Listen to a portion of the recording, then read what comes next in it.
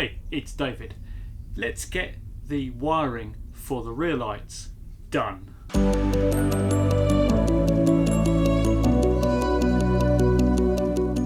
In the last video I did a bit of painting of the brackets for the rear lights and for the seat, and I also did a start on the wiring. However, I got cut a little bit short. I was nearly done, but I did get cut a little bit short because I ran out of battery. Today I'm moving on again with the wiring. I'm going to redo the actual wiring that I did. The most important thing I did last time was to actually identify which wires went to where and what wires I needed. So that's all done, but I'm just going to redo what I did to tidy it up and neaten it. However, this time I've managed to lose most of the footage that I shot, and to be honest, probably the better footage too. So what I'm going to do is I'm going to show you what I still have, which was the start, and then I'm going to talk you through what I actually did and show you the wiring that I've actually done on the bike, because it's all on the bike now and it's all working and I'm very happy with it. Anyway, let's get into it. As you can see, I've mounted the lights up into their brackets on both sides. I haven't got the indicator in on this side yet because I'm working on this side, and we'll come to this side later. As you can see, the wires are just draped over the bike. Now with this one, this is very much the look that I'm going for with the rear lights. I've used this sort of plastic expanding sleeve with some heat shrink on the end of it, and so that runs away. There's another bit of heat shrink at the other end there, so that we've got the connectors ready. Now this here is just a rat's nest. You can see here where I've split the cables. Now I thought naively that maybe it would be alright and I would get away with this, but I can't. So these are getting cut and shortened because, as I say, this is just a rat's nest. This is not going to work. This needs to be tidied up before I go any further. This here is messy already. Fortunately, it hides behind a cover, but even so, it's messy. Some of that is because I have a couple of accessories plugged in here. I've got a charger cable and a heated clothing cable, so they all cram into this space, and I can't have all this. Now this will clip into here neatly, but this wire here, it needs to be done neatly as well. So what's going to happen is all these joints I've connected up, I'm cutting. I'm going to cut it all off here. All the ones that go over here I'm going to wait for, but what I'm going to do is I'm going to tidy up the wiring for this and this so that this all looks neat, and then I'm going to sleeve all these wires leading away here. So that's what I'm doing. So I'm going to get the tools out, I'm going to cut these wires, and then I'm going to show you how I do it. I'm not saying it's the best way, I'm not saying it's the only way, but it's how I work with electrics. So let's get it done.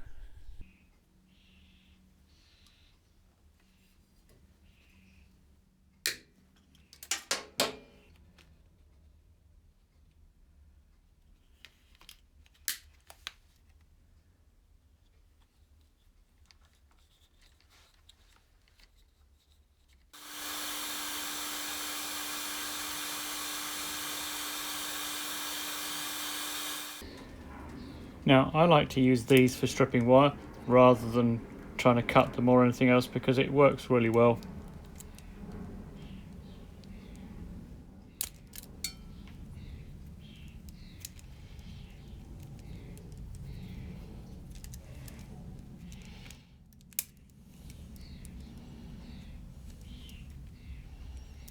And you don't cut the wire itself, it just pulls the sheath off.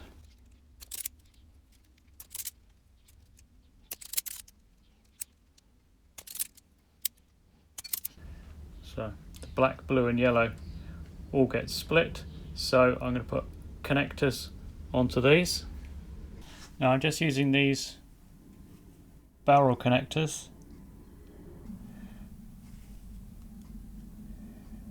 Let's find the right size for the crimping. That looks to be about it. So let's start with the blue. Now the blue I'm splitting. So I'm going to use a small barrel connector for that.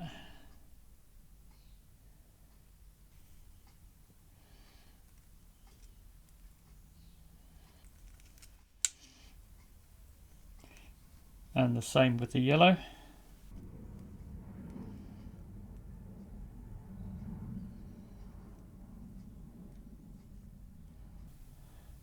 Now the brown will also get a barrel connector because it's going to extend out that way. I originally didn't intend to cut this wire off. I shouldn't have cut it off, but I did. So there we are. So that one needs one as well.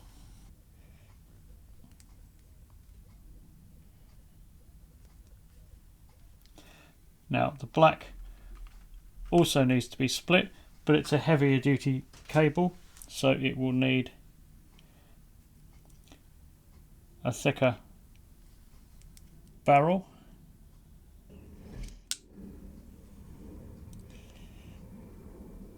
And that just leaves us with the green, and the green is an indicator, so I'm going to put bullet connector on here. Now before I do that, I need to put some heat shrink. With these ones I can slide the heat shrink over in a moment, but it's going to be difficult to get it over this, so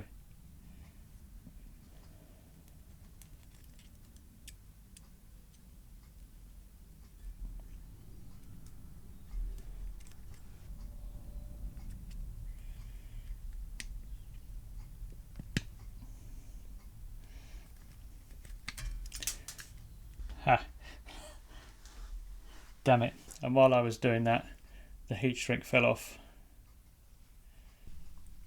Right, let's see if we can get that heat shrink on it. Not paying attention to what I'm doing.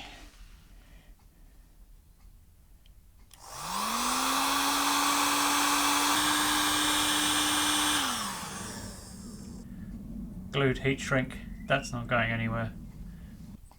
2 blue wires. Remembering to get the heat shrink on there first, which is always my biggest mistake in forgetting to do. Second only to not getting the connector in the tool first.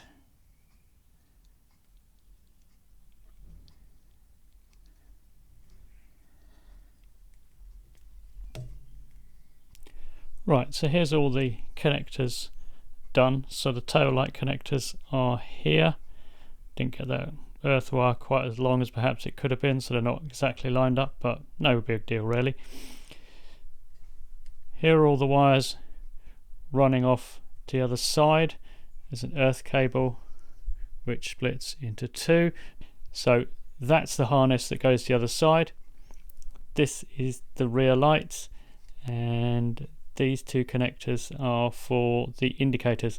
So what I'm going to do now is I'm just going to use some tape, and I'm going to tape these 2 together just here.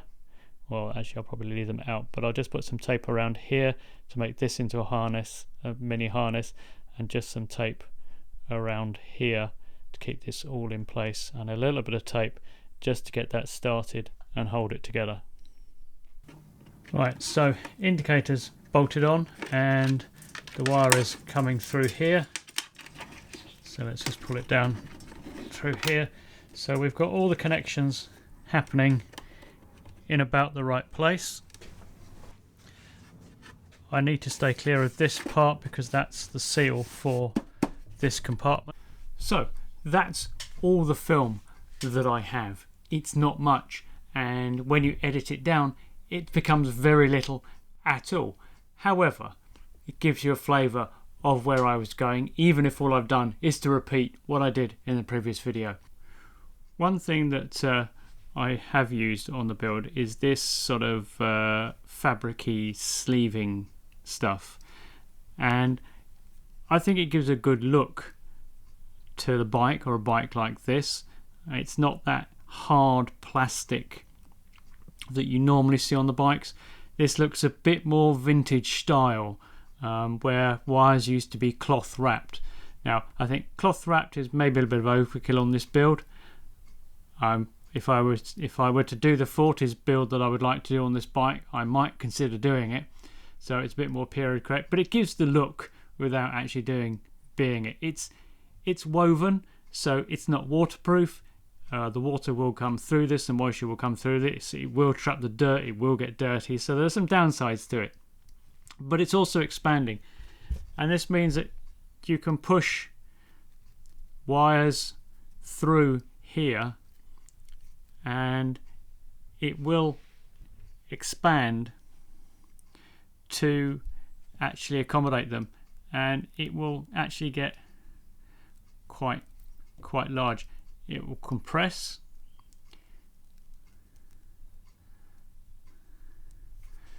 and so you can get quite a lot of cable and joints in here if you try hard enough.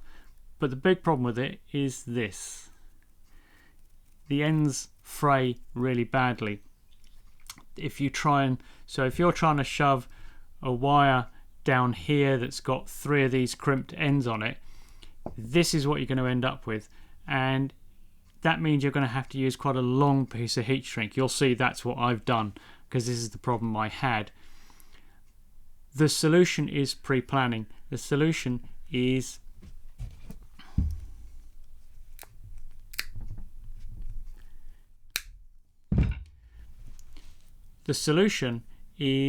to actually do this with just the wire before you've crimped the connectors on. So put the connectors on one end, cut your wire to the right length and so forth, then cut this to size, push your wires through, and then you'll have a nice neat end here that you can just have a little piece of heat shrink over it, and that will work really well. You won't have to put on 2 inches of it just to cover up the fraying ends because you've shoved connectors down here, which you can do, but you will have this issue. So planning is everything when it comes to wiring.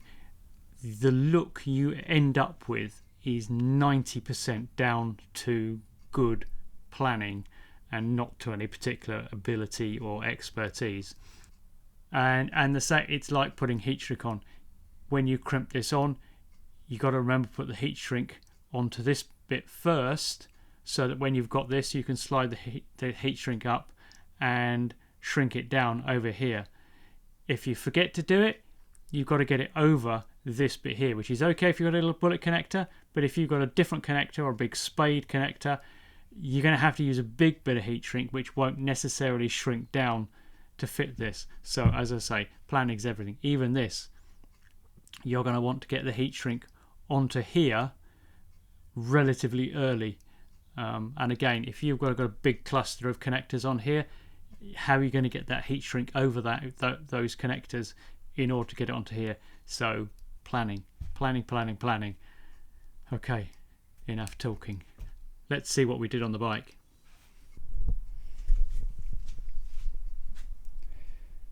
So this is the final look of the rear lights and the indicators. I haven't got the side covers in place at the moment, but this is where they sit. I've just put the bobber seat on for the moment, so that's where we are. So you can see we have that woven cloth. You can also see just how long a piece of heat shrink I used. I probably overdid that, could done better, maybe next time. Those wires come under, they just tuck up under there, out of sight, and they go into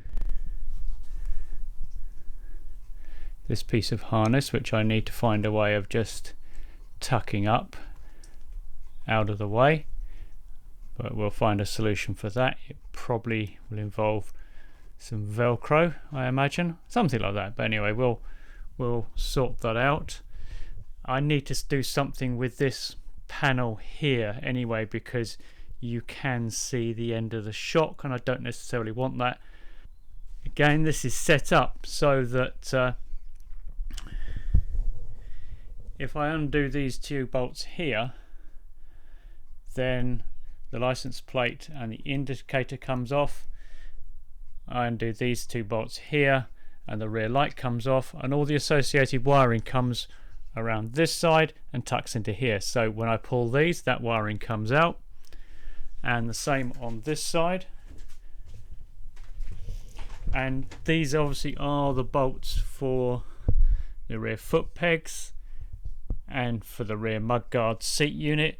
So take these 4 bolts off, this comes out, again these tuck under here, unplug this, this comes out this way, this pulls out here, so those lights and the indicators pull straight off.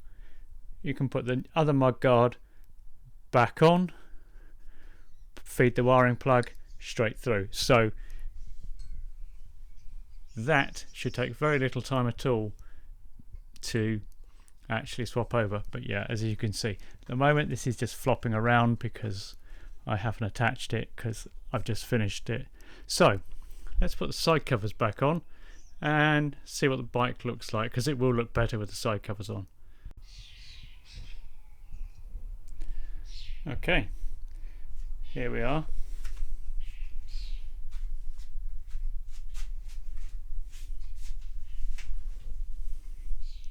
I've just dropped the mudguard in place. I need to modify the brackets and paint it and stuff, so I'm going to spend a little time working on that.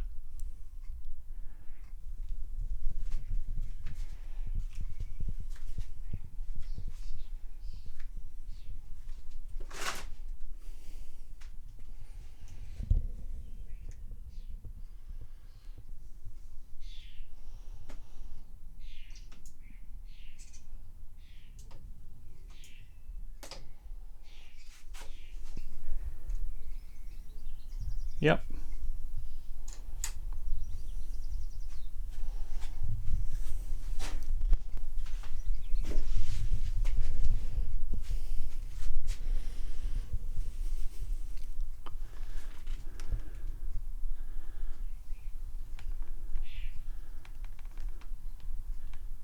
And yep.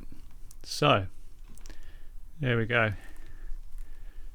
Lights are in place. Wired in, back end's pretty much ready to go. I just need to sort out that rear mudguard. I'm tempted to redo the brackets a little bit on it.